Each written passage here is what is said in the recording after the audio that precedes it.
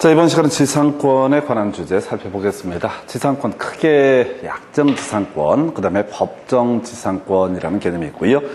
지상권 유사의 물권으로서 분묘기지권이라고 하는 것도 존재합니다. 그래서 분묘기지권 따로 이 공부를 하시게 될 테고, 먼저 약정지상권부터 살펴보도록 하겠습니다. 그래서 자, 계약을 통해서요 성립하는 지상권. 그럼 지상권은 뭐냐라고 했을 때 건물 소유, 수목 소유, 공작물 소유 목적으로 타인의 토지를 이용할 수 있는 권리를 지상권이라고 부르게 됩니다. 자, 그래서요 이 지상권이라고 하는 것을 검토하면 먼저 설정계약, 설정 등기를 통해서 성립하게 된다. 해서 나중에 출제 이슈가 되게 되는 게 법정지상권과의 약정지상권의 차이라고 하는 것은 등기를 통해서 성립하게, 등기가 있어야 성립하는 것을 약정지상권 또는 지상권이라고 부르게 될 테고, 법정지상권이라는 것은 등기가 없어도 다 성립하게 된다. 이게 이제 첫 번째 포인트가 될 텐데요. 일단 좀 잡다한 내용으로서 바로 지상권 설정계획의 내용, 자, 존속기간 들어갈 수 있고요, 지료라는 것이 들어갈 수가 있습니다. 그래서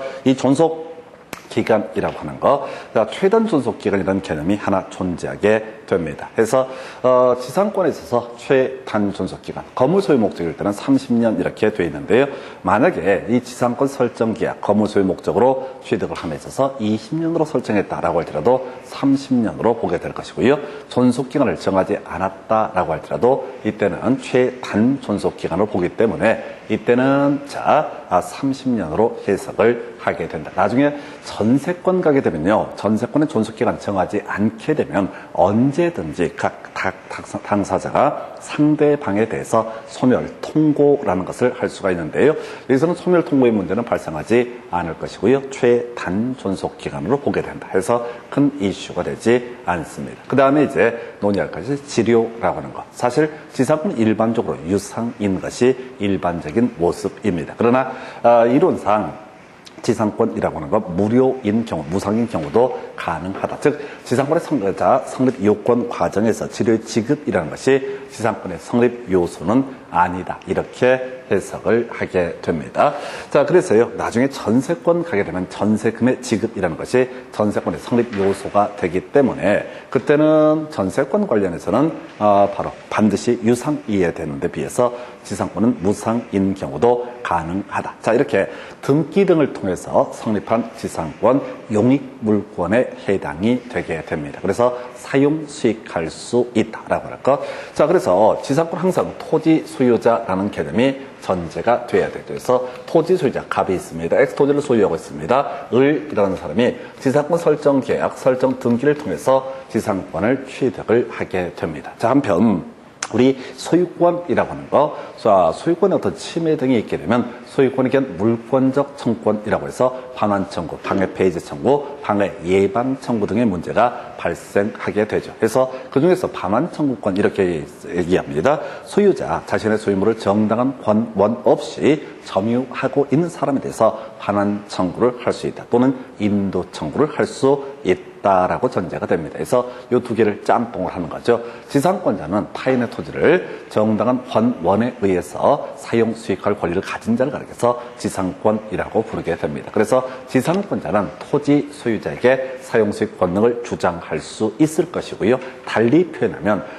토지 소유자는 정당한 권원에 의해서 자신의 소유물 토지를 점유하고 있는 사람, 지상권자에게 바로 반환 청구, 인도 청구를 할 수가 없다라고 이렇게 전제를 삼게 됩니다. 그래서요, 자, 갑이라는 사람이 혹시 이런 경우 있겠네요. 자, 병이라는 사람한테 토지 소유권을 넘겼다라고 전제를 합니다. 그러면 이 지상권자, 을이라는 사람은 누구에 대해서, 병에 대해서도 사용 수익 권능을 주장할 수 있고, 달리 표현하면 새로운 토지 소유자인 병이라는 사람은 정당한 권원에 의해서 이 토지를 점유하고 있는 을에 대해서 반환 청구 또는 인도 청구를 할 수가 없다라고 하는, 이게 이제 가장 기초적인 출제 이슈가 되게 됩니다. 그래서 자, 지상권자, 지상권 설정자, 바로 토지 소유자를 얘기하는 거죠. 또는 이 사람으로부터 소유권을 취득한 토지의 양수인에 대해서 사용수익 권능 주장할 수 있고요. 그 다음에 거꾸로 얘기를 하게 되면 토지 소유자, 지상권 설정자라든가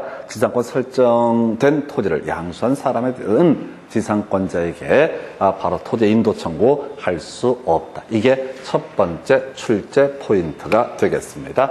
자, 뒤에 관련한 쟁점 때문에 필요한 건데 지상권 양도할 수 있습니다. 해서 만약에 을이라는 지상권자가 있는데 이 사람이 갑을병정한테 지상권을 이전을 하고 한다. 그러면 지상권 이전 계약과 하고요. 지상권 이전 등기라고 하는 것을 거치게 되면 이때 정이라는 사람은 지상권을 취득을 하게 된다. 해서 나중에요. 전세권 같은 경우는 전세권 양도 금지 특약이 있으면 양도할 수 없는 경우도 존재하지만 지상권은 양도 금지 특약 자체가 무효이고요. 당연히 지상권은 양도할 수 있다. 이렇게 해석을 합니다.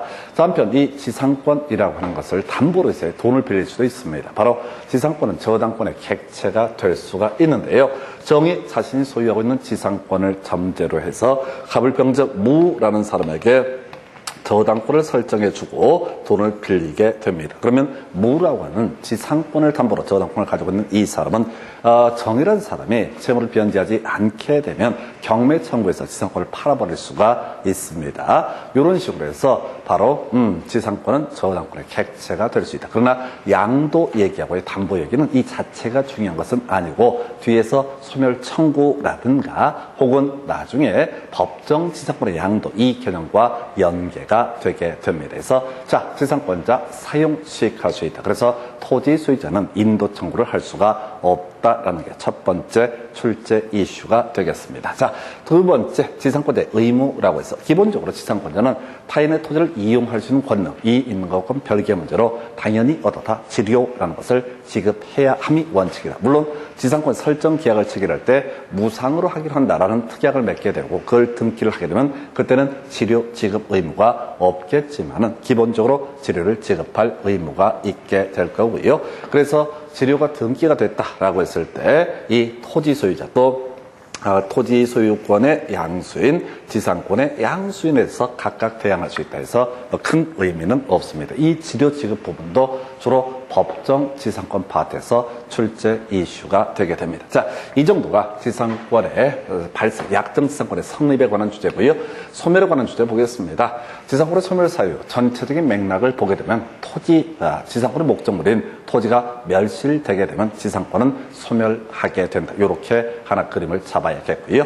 그 다음에 법적으로 권리가 소멸하게 되는 것을 토지의 수용이라고 얘기를 하게 됩니다. 한편 지상권은 용익 물권으로서 일정 기간, 아까 우리 최단 존속 기간 이런 개념이 있었는데 일정 기간 동안 사용할 수 있는 권리죠. 해서 지상권 설정 등기 과정에서 어떤 경우가 존재할 수 있다. 존속 기간이 만료가 되게 되면 지상권은 소멸하게 된다. 이렇게 해석을 하게 됩니다. 그 외에 소멸시효. 자, 지상권 20년간 행사하지 않게 되면 시효 완성으로 소멸해. 나중에 지역권 전세권도 20년간 행사하지 않게 되면 시효 완성으로 소멸하게 됩니다. 그래서 지상권, 지역권, 전세권의 공통적인 소멸 사유 바로 지금 존속기간 만료하고요. 소멸시효 이런 것들은 공통적인 소멸 사유가 되게 됩니다. 혼동이요.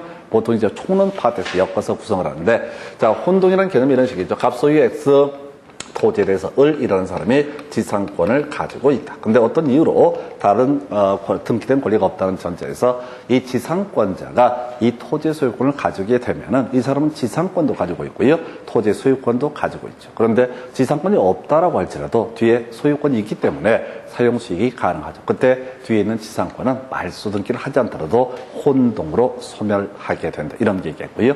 그 다음에 이제 저당권 실행, 그 다음에 저당권 밑에 있는 소위 지상권 등은 경매로 인해서 소멸한다 해서 이건 나중에 공인중개사 뽑을 때 주로 논의하고 중간중간에 저당권 할 때도 또 설명드리게 될 주제인데 자, 우리가 경매라고 하는 과정, 자, 법원 경매 과정에서 말소 기준 권리라는 개념이 있게 됩니다. 예를 들어서 을이라는 사람이 지상권을 가지고 있고요. 병이라는 사람이 만약에 저당권을 가지고 있다라고 한번 전제해 보겠습니다. 그래서 먼저 이 사는 갑이 병에게 돈을 빌리고요. 자, 그 다음에 돈 안 갚으면 경매 붙여라 라고는 저당권을 설정해 준 사안입니다. 그리고 을한테 이 토지의 사용 수익을 해라 라고 해서 지상권을 설정해 준 사안입니다. 근데 어떤 이유가 있어서 이 X 토지에서 경매가 진행이 되게 되면 자, 우리 경매가 진행되면요. 말소 기준 권리라는 개념이 있습니다. 그래서 저당권 등기, 근저당권 등기, 그 다음에 담보가 등기, 압류 등기, 가압류 등기, 경매 개시 결정 등기 이렇게 6개의 등기 중에서요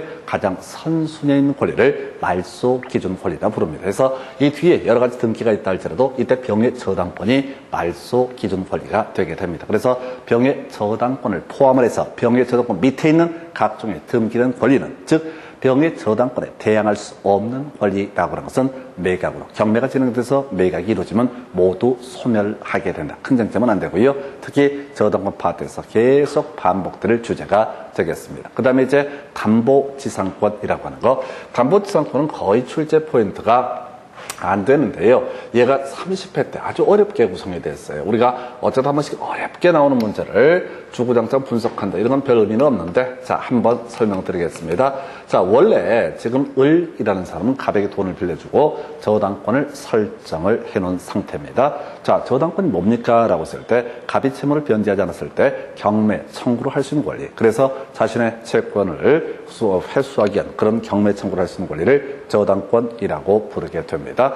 자, 그런데 우리 생각을 해보니까 만약에 여기다 이제 저당권만 설정하게 되면 갑이 또는 다른 사람을 시켜서 건물을 지었을 때 나중에 경매 넘어갈 때요 사람들이 입찰에 참여하지 않습니다. 왜? 위에는 건물 때문에 불편함이 있거든. 나중에 철거니 뭐니 이런저런 법적 문제가 있으니까 이 건물자 이 지어져서 담보 가치가 하락하는 걸 막기 위해서 담보 목적의 지상권이라는 것을 설정할 수 있습니다. 그래서 뒤에서 문제에서 가지고 설명드리겠지만 이 담보 지상권이라고 하는 것은요 사용수익을 목적으로 하는 권리는 아니고요 그냥 단순하게 담보 가치의 하락을 막기 위한 그런 지상권이 되게 됩니다. 그래서 하여튼 만약에 이렇게 이제 을명의 저당권과 지상권이 존재한다라고 했을 때 만약에 자 피담보채권이 소멸하게 되면 저당권은 소멸하게 됩니다. 그래서 피담보채권이 소멸되는 게 가장 일반적인 케이스가 채무의 변제라고 하는 것이 하나의 이슈가 되겠죠. 채무의 변제 있게 되면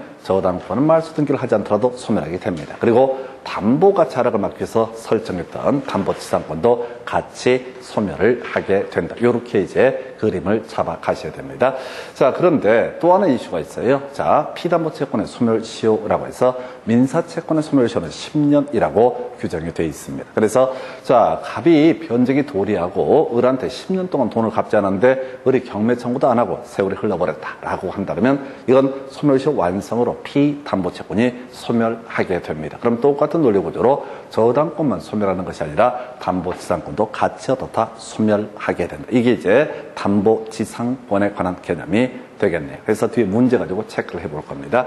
이 파트에서는 출제 이슈가 되는 것이 대부분의 문제가 소멸 청구라는 개념. 또 이제 한 번 구성이 됐네요. 지문 속에 바로 포기라는 개념. 이 얘기를 하려면은 일단은 자 우리 앞에서 공부했던 내용 응용 들어가야 되죠. 갑소유의 X 토지에 대해서 갑소유의 X 토지에 대해서 을이라는 사람이 지상권을 가지고 있고요.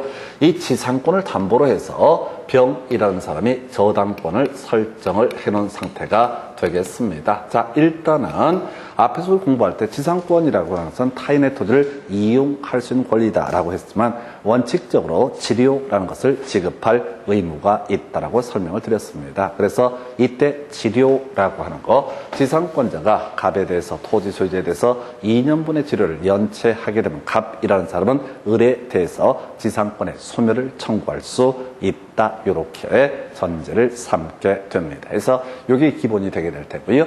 자, 그리고 같이 응용 들어가야 될 것이 병이라는 사람이 이 문제 지상권에 대해서 저당권을 설정해 놓은 상태다. 그러면 이제 골치가 아파지는 거야. 만약에 지상권이 소멸해 버리게 되면 자 병이 피해를 받게 되죠. 그래서 이 갑이라는 사람이 을에 대해서 2년분 치료 연체를 이유로 해서 지상권의 소멸을 청구할 때 자, 저당권자 보호해줘야 되니까 저당권자에게 통지하고 상당한 기간이 경과가 돼야지 지상권 소멸의 효력이 발생한다라고 해서 일단은 출제 포인트 키워드는요. 소멸 청구라는 것이 하나의 이슈가 되게 됩니다. 소멸 청구라고 하는 거 소멸 청구는 뭐라고요? 2년분 지료체납. 그럼 이제 너무 간단한가요? 이런 경우가 있겠네요. 갑이라는 사람이 갑을병정이라는 사람한테 이 X토지의 소유권을 넘기게 됩니다. 소유권을 넘겨주게 됩니다. 자, 그런데 을이 1년분 지료를 체납해서 한 상태였었고요. 그리고 병이라는 사람이 땅을 산 후에 다시 을이 1년분 치료를 체납한다. 그럼 이때 소멸 청구를 정의 을에 대해서 할 수가 있었거든요. 이건 허용되지 않습니다. 자기를 기준으로 해서 2년분 치료 체납이 있을 때만 어떻다 소멸 청구가 가능하다. 그리고 같이 응용 들어갈게. 만약에 을이 치료 체납 2년분 치료 체납해서 정이라는 사람이 소멸 청구를 한다라고 할지라도 같이 맞물리는 게 뭐라고요? 저당권자가 있다면 지상권을 목적으로 한 저당권자가 있다면 저당권자에게 통지하고 상당한 기간이 경과돼야지 어떻다 효력이 발생한다. 키워드 잡아내셔야 됩니다. 소멸 청구라는 개념이 하나의 이슈가 되게 될 테고, 또 하나가 통지라고 하는 거. 통지 있으면 통지 있고 나서 상당한 기간이 경과돼야지 소멸 청구의 효력이 발생한다. 이 파트에서 거의 출제 이슈는 소멸 청구와 관련한 쟁점이 이슈가 되게 됩니다. 그 외 포기 같은 건 뭐 큰 쟁점은 안 되는데, 이런 경우죠. 우리가 물권의 포기라고 하는 것은 상대방과 없는 단독행위의 일종으로 보게 됩니다. 그래서 포기의 의사표시 외에 등기라고 하는 것까지 이루어져야지 물권 포기의 효력이 발생되게 될 텐데요. 자, 이때 을이라는 사람이 지상권을 포기하고자 할 때 뒤에 혹시 저당권이 있다라고 한다면 이때는 저당권자의 동의 받아야지 지상권 포기할 수 있습니다. 그래야지 저당권자가 피해를 입지 않게 됩니다. 그래서 이런 식으로 해서 지상권이 소멸했다라고 했을 때 이때 지상권 소멸의 효력이라고 하는 거 주요 쟁점, 지상권자의 권리 두 개로 해석을 하셔야 됩니다. 전체 그림 보셔야 되는데, 게 하나가 유익비 상환 청구라고 하는 것이 하나가 있고요. 또 하나가 지상물의 매수 청구라고 하는 것도 하나의 이슈가 되게 됩니다. 자, 요건 나중에 전세권하고 비교하는데요. 특히 건물 전세권과 비교했을 때 건물 전세권에 있어서는요, 유익비 상환 청구와 또 하나가 지금 부속물의 매수 청구라는 것이 이슈가 돼요. 나중에 전세권 파트에서 문제를 함정을 팔 때 건물 전세권에서 지상물의 매수를 청구할 수 있다. 이렇게 트릭들을 쓰게 됩니다. 그래서 일단은 뼈대를 잡고 들어가셔야 돼. 지상권이 소멸됐을 때 지상권자라고 하는 사람은요, 이 목적물을, 토지를 누구한테? 지상권 설정자인 토지 소유자에게 반환해야 된다. 이게 기본 구조가 되겠습니다. 자, 그런데 만약에 지상의 건물이 현존하고 있다라고 하게 되면요, 계약의 갱신 청구라고 하는 거 할 수 있고요. 계약의 갱신 청구 들어주지 않게 되면 이때 지상물 사달라라고 하는 지상물의 매수 청구를 지상권 설정자에 대해서 할 수가 있다. 이렇게 그림을 잡게 됩니다. 그래서 갱신 청구 먼저 해야 되고요. 들어주지 않게 되면 지상물의 매수를 청구할 수 있다. 이렇게 그림을 잡게 됩니다. 그래서 뼈대 잡아 주셔야 됩니다. 나중에 지상권 설정자인 토지 소유자의 지상물 매수 청구는 지문 속에서 설명드릴 텐데 별 쟁점은 되지 않습니다. 그래서 이게 지상권 소멸의 효력. 이제 주로 우리가 논의하는 것이 지금 무슨 얘기? 약정 지상권에 관한 부분이 되게 될 것이고요. 자, 그래서 약정 지상권의 출제 포인트 첫 번째 이슈 다음에 줄 거 바로 용익 물권이다. 그래서 사용 수익할 수 있다. 그래서 토지 소유자는 인도 청구를 할 수 없다. 이게 첫 번째 포인트. 약정 지상권과 관련해서 소멸 청구라고 해서 2년분 지료 체납, 자기 토지 소유자 개인을 기준으로 2년분 지료 체납하면 소멸 청구할 수 있다. 그리고 이 지상권에 저당권이 있을 때 바로 통지라고 하는 거, 저당권자의 통지하고 상당 기간이 경과돼야지 지상권 소멸의 효력이 발생한다. 세 번째 포인트, 지상권이 소멸되게 되면 자, 건물이 현존하는 전제에서 계약 갱신 청구, 지상권자가 지상권 설정자에 대해서 할 수 있고요. 그리고 나서 소위 모두 가능하다. 들어주지 않게 되면 지상물의 매수를 청구할 수 있다. 이런 게 하나가 있겠고요. 그다음에 유익비 상환 청구라고 하는 것도 가능하다. 필요비 상환 청구는 허용되지 않습니다. 이게 이제 한 3개 정도의 주제가 되겠고요. 계속 이어서 관습상 법정 지상권, 그리고 저당물의 경매에 따른 법정 지상권에 관련된 쟁점을 봅니다. 그래서 이 법정 지상권이라고 하는 것은 법에서 정하고 있는 지상권.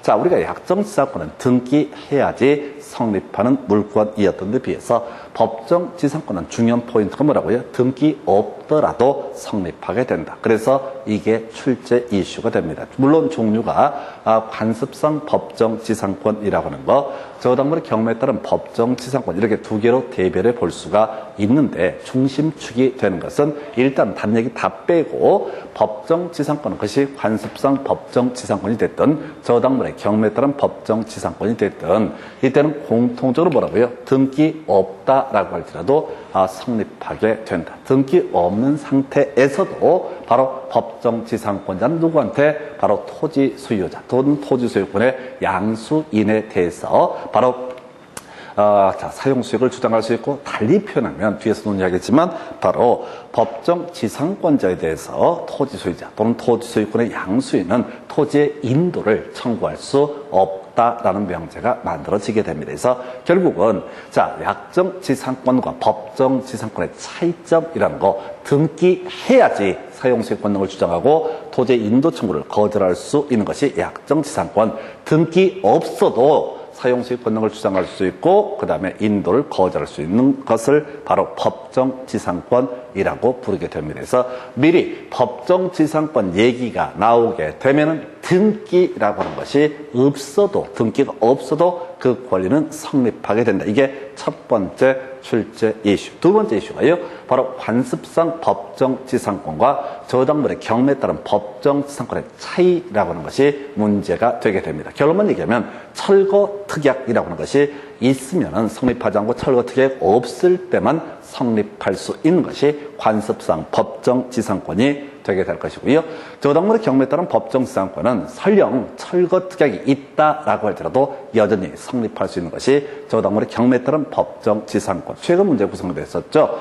저당물 설정계약 체결할 당시에 건물 철거특약을 넣었을 때 그 철거특약은 무효이기 때문에 바로 저당물의 경매에 따른 법정지상권, 철거특약이 있더라도 성립할 수 있다. 이렇게 가시는 거예요. 자, 관습상 법정지상권을 중심으로 이제 뒤에 관련한 쟁점을 설명을 드릴 텐데, 자, 갑소유에 X 토지와 Y 건물이라는 것이 존재하고 있습니다.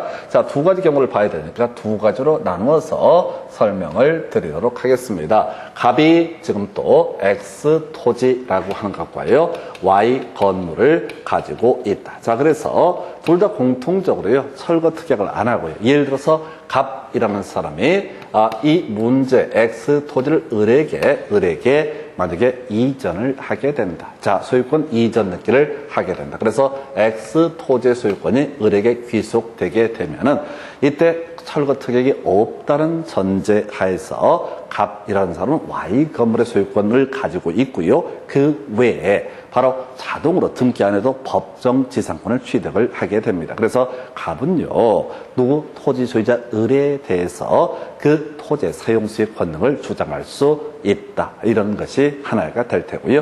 또 이런 경우도 있겠죠.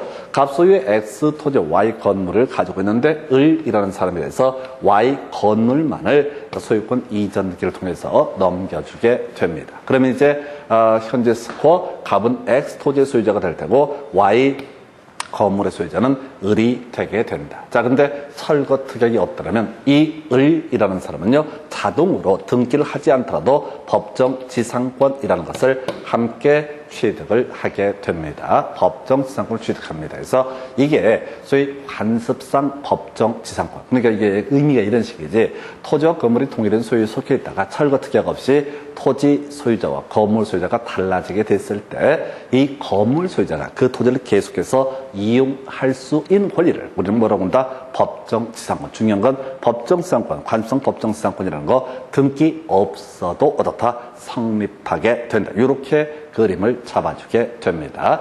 자, 그래서 지금 법정지상권에서 공통적인 요소 등기 없이도 성립하게 된다라는 게 공통적 요소. 그래서 등기 없는 상태에서도 토지 소유자 또는 토지 소유권의 승계인에 대해서 바로 사용수익 권능을 주장할 수 있고, 달리 표현하면 토지 소유자나 토지 소유권의 승계인이라는 사람은 누구한테? 법정지상권자한테 토지의 인도 청구할 수가 없다는 결론에 도달하게 됩니다. 자, 그리고 나서요, 관습상 법정지상권 하고요, 그 다음에 저당물의 경매에 따른 법정지상권의 차이점이 뭐냐 했을 때 아까 이미 설명드린 것처럼 철거 설거특약이 있을 때 성립하지 않는 것이 관습상 법정지상권이 되게 될 것이고요. 설거특약이 있더라도 여전히 그 설거특약 자체가 무효가 되기 때문에 성립하는 것을 저당물의 경매에 따른 법정지상권이라고 부르게 됩니다. 그래서 이렇게 가시면 되는 거예요.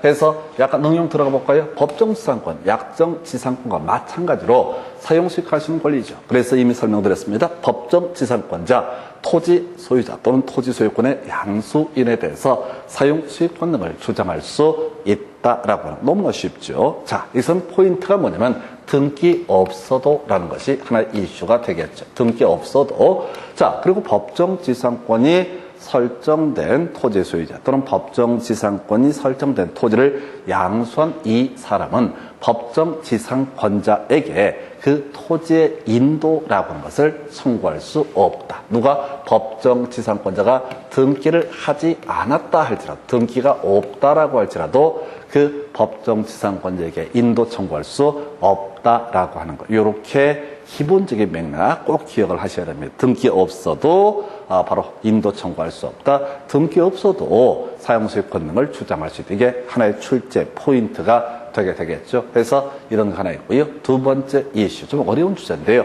법정지상권 양도할 수 있습니다. 자, 한번 예를 들어볼까요? 갑소유의 X 토지와 Y 건물 중에서 지금 이게 이제 예시를 해서 을이 Y 건물을 소유권 이전기를 넘겨받는다. 그러면 을은 모두 같이 취득한다. 법정지상권 등기 없더라도 다 취득을 하게 된다.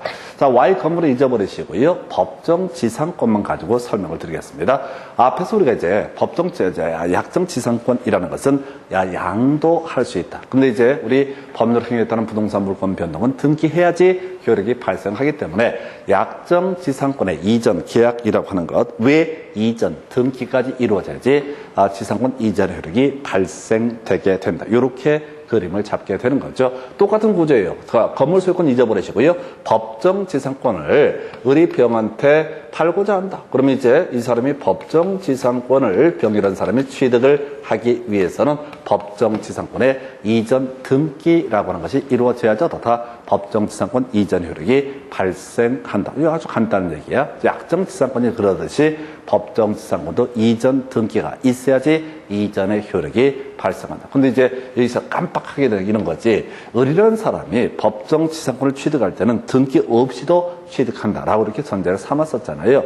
예. 근데 등기 없이도 취득한다라는 전제하에서 이 사람이 이전 등기를 하려면 형식적으로 먼저 지상권 설정 등기를 해야 됩니다. 근데 그 얘기를 우리가 생략하고 얘기를 하기 때문에 시험 문제에서는 그 설정 등기를 한다는 말을 따로 안 하기 때문에 헷갈릴 수가 있어요. 그래서 자, 법정지상권 등기 없이도 성립했었죠. 근데 이전하려면요, 설정 등기를 먼저 해야 됩니다. 그래서 법정지상권에 이전 등기가 있게 되면은 병이라는 사람은 법정지상권을 취득할 수 있다. 이렇게 가는 거예요. 자, 근데 자, 문제 구성할 때 이런 얘기를 하죠. 자, 을이라는 사람이 Y 건물의 소유권을 병에게 이전하게 된다. 그럼 법정지상권도 함께 이전되는 효력이 발생하는, 그렇게 생각하면 안 된다고. 법정지상권 이전하기 위해서는 뭐가 필요하다? 이전 등기가 필요하다. 그래서 문장을 정리하면 이런 식이야. 건물 소유 목적으로 하는 법정지상권자, 법정지상권만을 어떻다? 양도할 수 있다. 이따른 형식이 이전 등기 형식을 취하게 될 것이고요. 건물 소유를 목적으로 하는 법정지상권자가 법정지상권을 양도하고자 하는 경우 설정 등기 해야 되죠. 근데 이건 얘기 안 할 테고 법정지상권의 이전 등기를 해야 된다. 그리고 그나마 이제 이슈가 되는 것이, 자, 지금 건물 소유 목적으로 하는 법정지상권자가 법정지상권을 놔두고 건물 소유권만 양도를 했을 때 이때 법정지상권이 건물 매수인에게 함께 이전되는 것은 아니다라고. 왜? 등기가 없기 때문에 그렇습니다. 자, 근데 이제 아직 답은 안 됐는데 앞으로 이제 그동안 나오지 않았던 것 중에서 답이 될 만한 이슈, 법정지상권을 경매에 따라서 취득하는 경우가 있다. 뭔 소리냐? 지금 을 소유의 Y 건물, 그리고 을이 법정지상권을 가지고 있는 상태에서 이 건물에 대해서 경매가 진행이 됐습니다. 이 건물에서 경매가 진행이 됩니다. 경매를 통해서 이걸 낙찰받은 사람, 민사집행법에서는 매수인이라는 표현을 쓰게 되는데요. 이 사람, 만약 병이 Y 건물을 낙찰을 받았다라고 하면은 이건 소위 법률 규정에 따른 부동산 물권 변동이라고 그랬어요. 바로 법정지상권 이전 등기를 안 하더라도 법정지상권도 다 함께 취득을 하게 된다. 그래서 다시요, 건물을 매수해서 건물에 관한 소유권 이전기를 넘겨받은 그 사람은 건물에 관한 소유권을 취득하는 건 별개의 문제로 법정지상권은 취득할 수 없습니다. 그런데 이 Y 건물을 경매로 낙찰 받으신 분은요, 지상권의 이전 등기 등을 하지 않는다라고 할지라도 같이 얻었다 법정지상권도 함께 취득을 하게 된다. 이렇게 정리를 하게 됩니다. 그래서 자, 여기 이제 법률 규정 얘기와 관련이 돼 있어요. 그래서 이게 좀 어렵죠. 다시 갑시다. 두 가지 출제 이슈가 되겠네요. 첫 번째, 등기 안에도 법정지상권자, 토지 소유자에게 사용소유권 등을 주장할 수 있다. 혹은 토지 소유자, 토지 소유권의 양수인은 법정지상권자 등기를 안 한 상태에서도 인도 청구를 할 수가 없다. 같은 얘기를 입장에 따라 달리 얘기하는 케이스가 될 것이고요.